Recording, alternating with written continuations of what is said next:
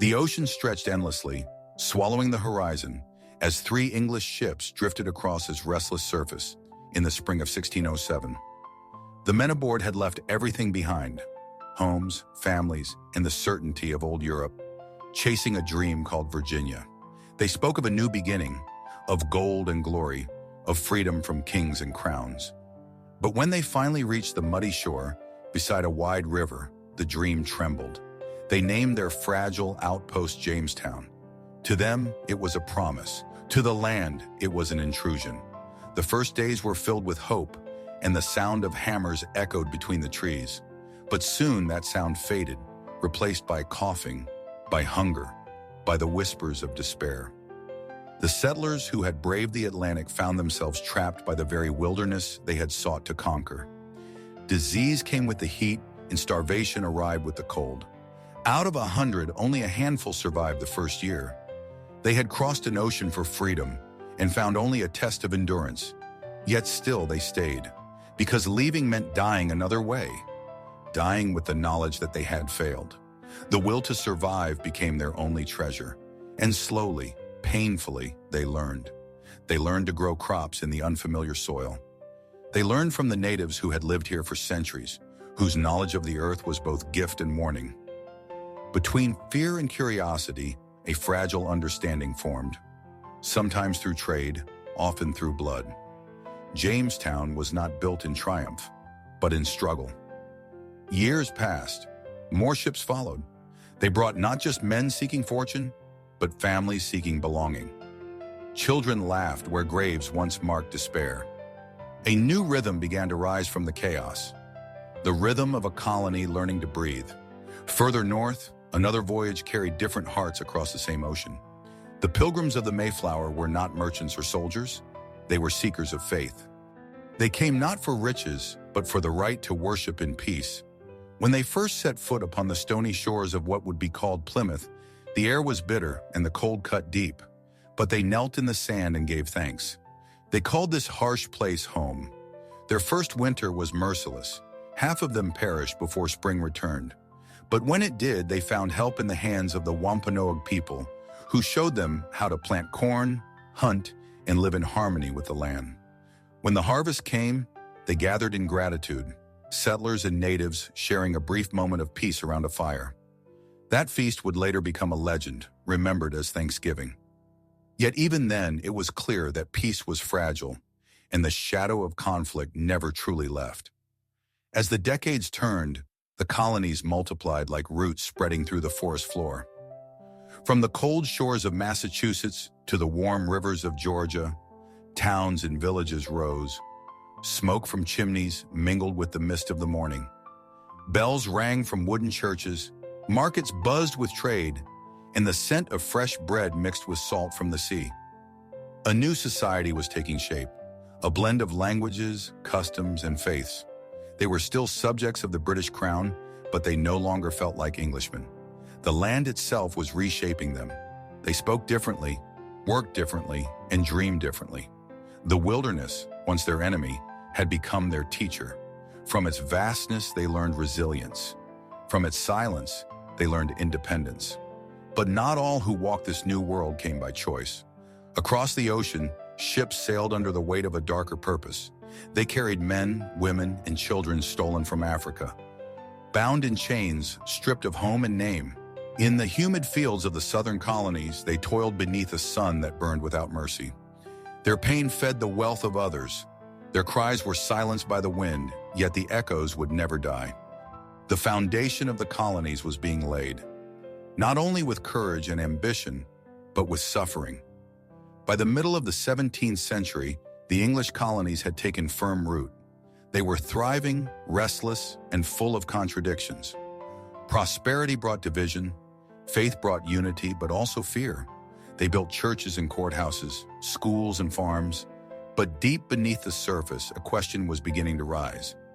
A quiet question that would one day shake empires. Who truly owns this land? For now, life continued. The colonies stood between two worlds, loyal to the old yet dreaming of the new. And though they could not see it yet, the tide of history was already shifting. The ocean that had once carried them here would soon carry whispers of revolution back across the waves. The colonies grew stronger with every generation. Villages turned into towns and towns into bustling ports. Ships came and went, carrying tobacco, fur, and timber to faraway markets. The once isolated settlements were now tied to the pulse of a vast empire. But the farther the colonies stretched across the continent, the weaker the voice of the distant crown became. Across thousands of miles of ocean, kings and parliaments made laws for people they would never meet. And though the colonists still called themselves loyal subjects, something inside them was changing. They were no longer simply English. They were something new, something restless. Beneath the calm rhythm of daily life, a quiet fire began to grow. At first, it flickered in the minds of a few, in letters, in taverns, in whispers exchanged behind closed doors. A farmer in Virginia, a printer in Philadelphia, a teacher in Boston, all felt it, the faint stirring of a new idea. That a man's worth was not decided by birth or blood, but by his courage, his labor, and his will to be free. England's hand still reached across the ocean, demanding taxes, obedience, and silence. The colonies obeyed, for a while. But as their fields bloomed and their cities thrived, obedience began to feel like a chain. Why should those who had tamed the wilderness bow to a king who had never seen their land? In the north, the streets of Boston grew tense. The air carried more than the scent of the harbor. It carried anger. Soldiers marched through the narrow alleys, their red coats bright against the gray stone walls. When words failed, violence followed. A gun fired, a man fell, and blood stained the cobblestones. They called it the Boston Massacre. Across the colonies, the story spread like wildfire. For some, it was tragedy. For others, it was the first spark of something greater. A reason to rise. Meetings filled with voices, merchants, lawyers, farmers, preachers, arguing not about crops or trade, but about rights. They spoke of liberty, of justice, of a world where power belonged not to kings, but to the people.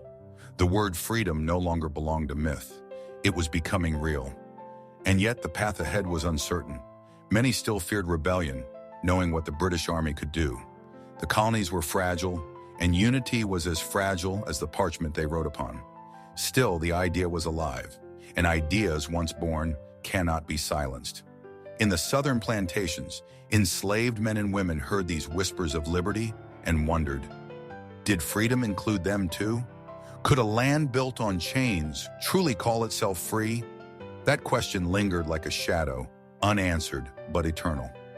By the 1760s, the colonies were no longer children of the empire. They were young and defiant, impatient and proud. They built roads, schools, and courthouses without permission. They argued openly with governors. And every time a tax was imposed, every time a law was written from across the sea, their anger grew deeper, sharper, more dangerous. In 1773, a single act of defiance echoed across the world. In the port of Boston, men disguised as natives boarded British ships under the cover of night. They carried no weapons, only resolve. One by one, they hurled chests of tea into the dark waters below. The sea turned bitter, and so did the bond between the colonies and their king. The British called it treason. The colonists called it justice. But either way, there was no turning back.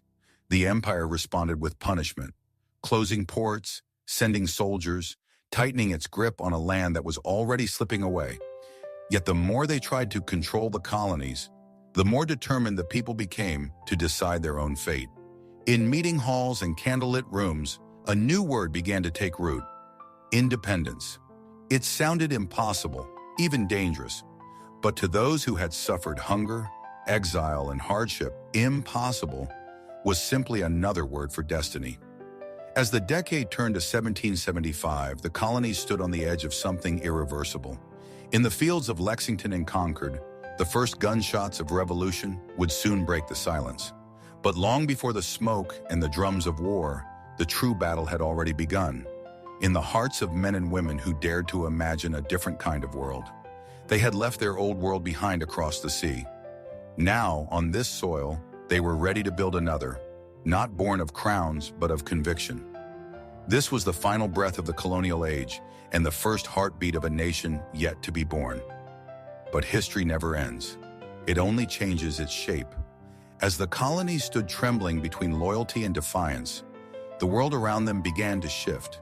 Newspapers whispered of rebellion, of secret congresses gathering in Philadelphia, of men with pens sharper than swords, and of a people slowly realizing that their fate no longer belonged to England. In quiet homes lit by candlelight, mothers rocked their children to sleep, unaware that those same children would grow up beneath the thunder of muskets. On distant farms, men fixed broken tools by day and practiced with rifles at dusk. The air itself seemed to hum with anticipation, a silence that knew it was only waiting for the first shot. No one could say how it would end. Some dreamed of freedom, others feared ruin, but all knew the same truth. The world that had been born on these shores was no longer a colony. It was something alive, restless, inevitable. From the hunger of Jamestown to the tea-soaked harbor of Boston, from whispered prayers to open defiance, a nation had taken its first breath, and nothing could make it sleep again. This was America before the Revolution, the fragile heartbeat before the roar of independence. A land of contradiction and courage, of dreams and chains, of pain and hope intertwined. And, as the winds of change swept across the Atlantic once more, the sun that had once risen over colonies now rose over something greater. A people ready to fight, to bleed, and to be free.